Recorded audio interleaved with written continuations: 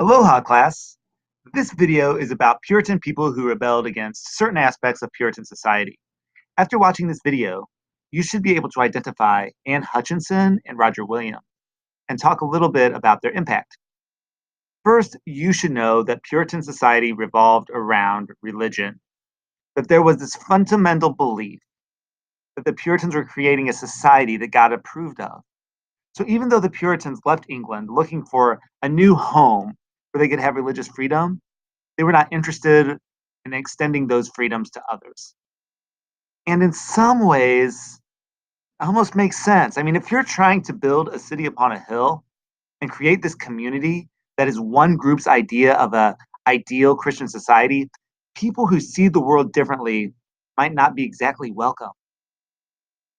Now, for understanding Anne Hutchinson specifically, you need to know that Puritan society was patriarchal, and women and children were not supposed to play a very important role. Enter Anne Hutchinson. Who was she? Well, she was a woman who said that the power of the Holy Spirit dwelleth perfectly in every believer. And so she disagreed that women should have secondary roles and that only the clergy could interpret the Bible. Yeah, she was banished. Another dissenter in Puritan New England was Roger Williams.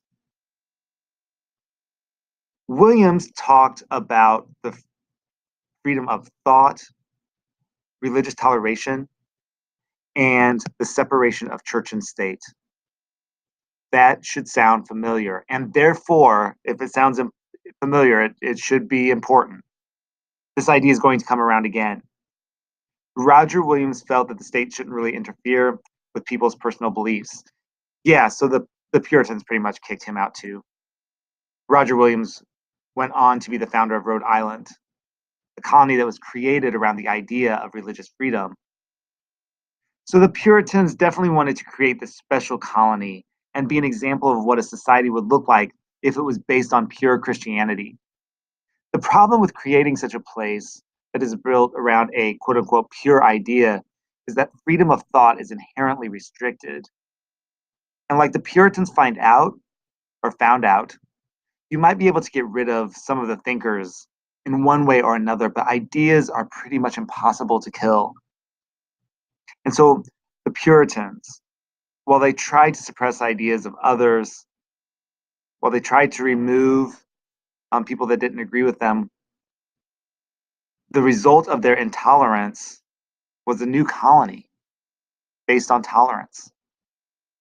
Here's a joke.